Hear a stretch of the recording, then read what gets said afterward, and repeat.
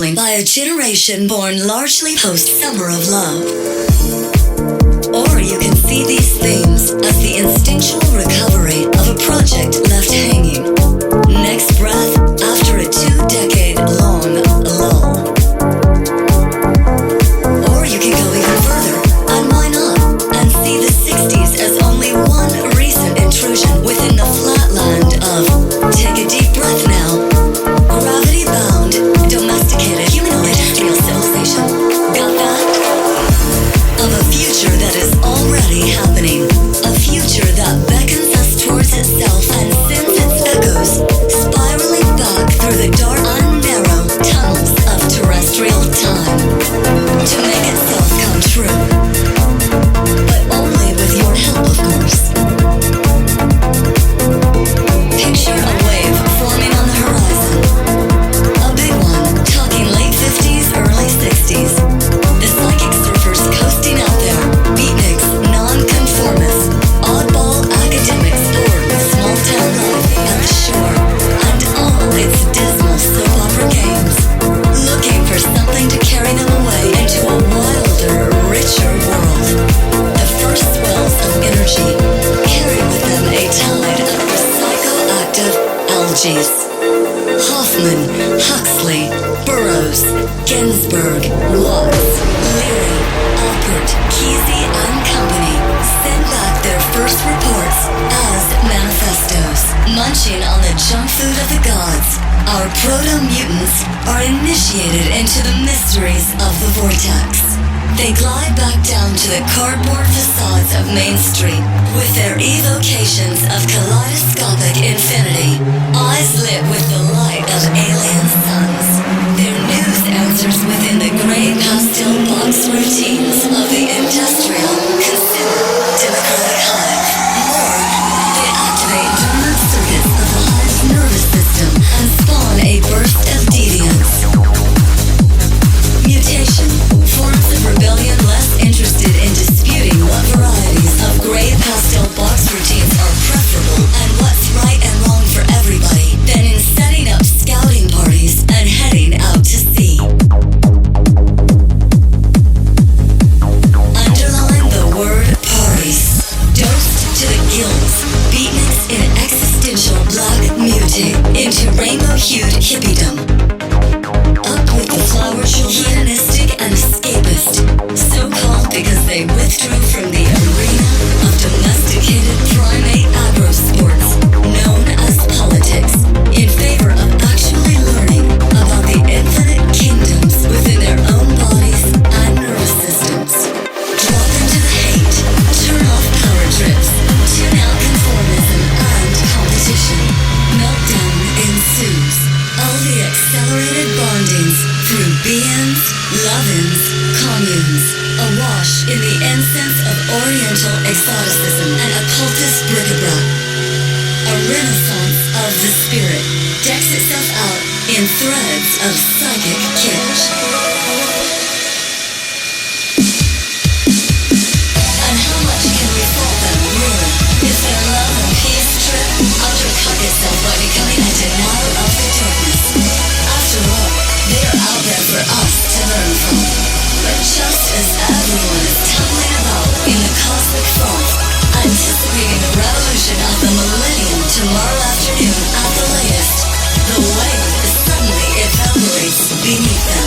The Earth egg didn't quite hatch yet, just some initial stirrings, and so the children of the vortex find themselves hurtling through the air like wily coyote, wrapped up in all their newfound lifestyles. But the vital juice is gone, and it all becomes so tame and lame so quickly.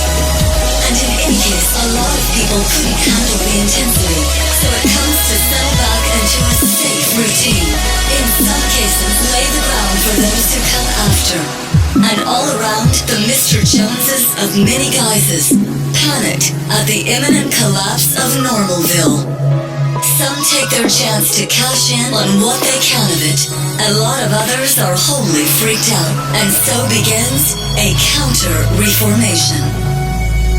On the one hand, a retreat from direct encounters with the abyss crystallizes into the new age. And on the other, its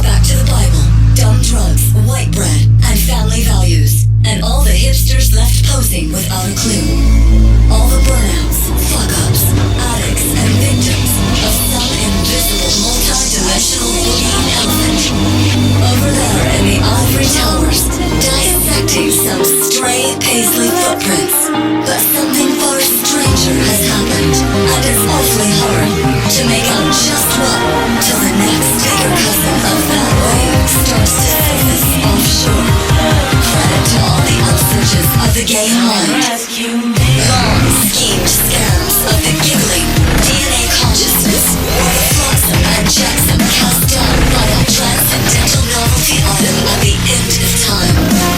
Choose your metaphors, the more the merrier, but there's a mystery in process that all the nice rationalistic analyses will never get at. Here, I'll echo a point once made by Mr. Leary. The most subtle form of conservatism is that which views the present only through the prism of the past. And yes, to those for whom it's not patently obvious, it's happening again. At the heart of the wave is a modern, technologically clad form of non-verbal, ecstatic communions. The ethos of openness, sharing, intimacy, touch, and empathy, not to mention the pure intensities of trance itself, facilitated by the use of LSD and MDMA. The fact that you have to take these things to loosen up a sign of just how far down and lost we all are. In tandem with the all-night-long pulsation of bodies to the same sound source can and does create a context where layers of armoring and conditioning are shed. Where those willing can find a joyful and mysterious realm of their bodies free of oh so many enculturated ego trips and bullshit, while also opening the post-terrestrial circuits of their psyches. In other words, a safe space where we can be as weird as we want to be. A collective multi-ritual for the new species. Itchy, lots of it.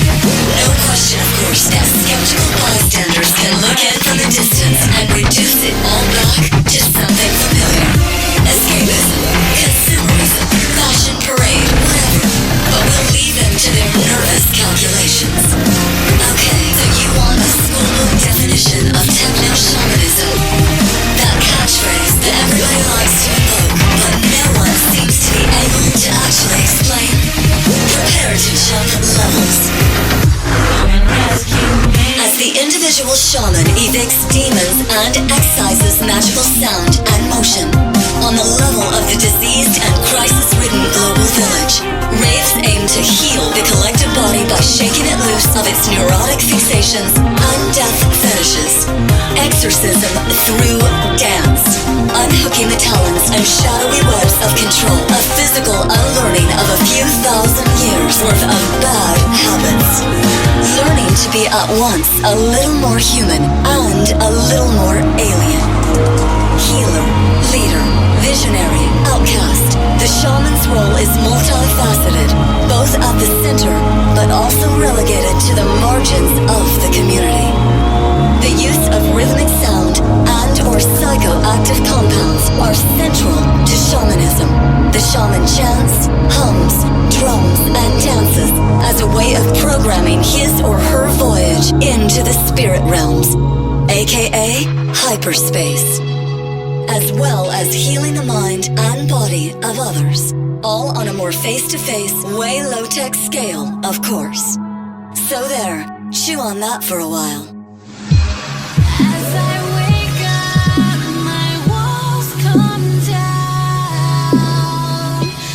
As I breathe in, the lights go out. Come a little closer to me. Come a little closer to me. I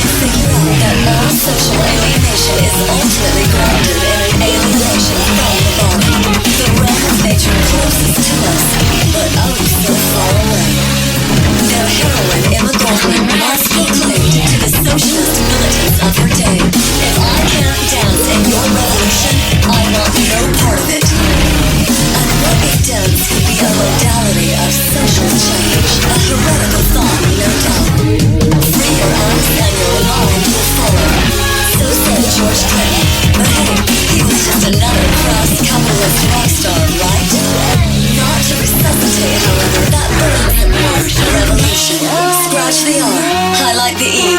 Quote an obscure graffito from a wall in Paris, May 1968. This is not a revolution, but a mutation. If the insurrection was supposed to realize itself in a festival, we might ask, why wouldn't the festival turn into an insurrection? An insurrection of love. Anyone who has been part of a real rave, if only once, briefly, knows that its insanely beautiful ferocity is something that exceeds all the contrived parlor games that pass for alternatives, social or political. The simple fact of this ferocious hedonism is without words or slogans, a reputation of domesticated existence. So fuck it, if most of this California rave scene is still ensnared in nightclubism, invade the pseudo-raves, instigate raving micro-raves. Doesn't take more than a ghetto blaster and a handful of courageous revelers to start a rave on any street corner or park. See how long it takes to catch, or to be shut down. This is our form of protest. Our style of dance is angry and combative, as well as loving and celebratory. To free our bodies first from the rotten carcass of history, and from there, who knows where we'll go. Prediction: a few years down the road, the rave scene will be looked back on as the primary networking mechanism for the tribes of starfarers. This kind of dance is freeing motion, not just moving to the beat, but letting the beat help you throw off all the constricted robotic movements that have been imprinted into your heart, your eyes, your ears, your arms, your mouth, your dreams, by all the tricks, traumas, and seductions of society, and find the real you. Dancing with the world, but dancing off the consensus trance. That narrow, gray-out, right-angle, robotic, up-down, freeze-frame, pseudo-reality. Raves signal the return of Western culture to sacred dance. A dance that balances disciplines with excess, ecstasy with focus. Look at the three great monotheisms that have molded our psychosomatic matrix. They have all been scared shitless of the body and have instituted its repression in 1,001 subtle ways. How appropriate that the advent of a spiritualized form of movement to the center of civilization should present itself in a tonally decadent, seemingly profane form. And people wonder why raves are actively suppressed in the UK. Don't be surprised if it happens here, too. And let's get this out of the way, too. Dancing on a decent dose of psychedelic is something else again. Communing with the animal spirits encoded into the depths of your skin, letting them out of their millennial cages, learning how you can be each of them when you need to be. It's also about learning to fly, how to turn yourself inside out into a spinning, floating disc. That is harder. And then, once we've got that under our belts, we can do it together. It's been said before, but not clearly enough. UFOs are us. So what if all this prepackaged gravitas costs too much? Don't leave it to them to whine about how commercialized it all is. Throw your own and mutate it while you're at it. So some of the dinosaurs may not be happy seeing their way of life superseded and want to stamp out those noisy creatures scampering between their feet. More intelligence and greater maneuverability will be our response. Have we gotten sick enough of the enemy production line? Social transmutation can be fun too, right? There's fun, safe, vapid, alcoholic, nicotine, hedonism. Letting off steam so you can return to Monday. And then there's fun that aims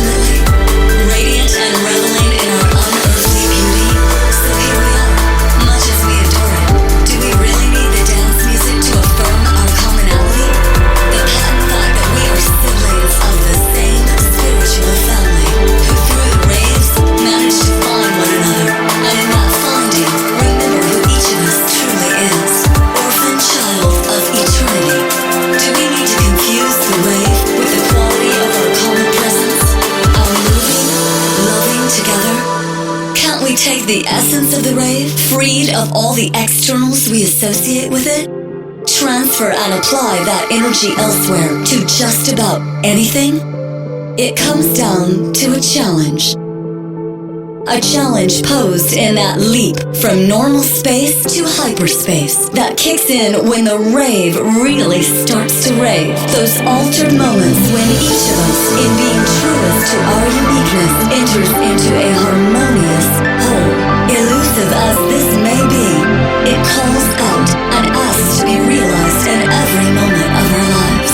It asks for creation of life, for the nurturing of real communities that last deeper and longer than a few hours on the dance floor. All that creative energy, applying it not just to your style of dress, but to your mode of being. Free eros and intimacy from the shackles of socially programmed sexualities, gay versus straight, male versus female, from monogamy and neurotic fixation on genital sexuality. Turn down the volume, listen to the silence, tune into your inner rhythms, follow the energy pulse that connects you to yourself, to others, to game, to the stars. Yes, celebrate your arrival here at last after a long trek. But don't forget, this is only the point of departure. These parties are our loading docks and shipyards. And don't worry, there is plenty of work to be done. Enough healing and cleaning for us all. Here is where we will build not just a house, but a ship. A ship of dreams. A starship woven out of love, chaos, laughter, imagination, will, and each other.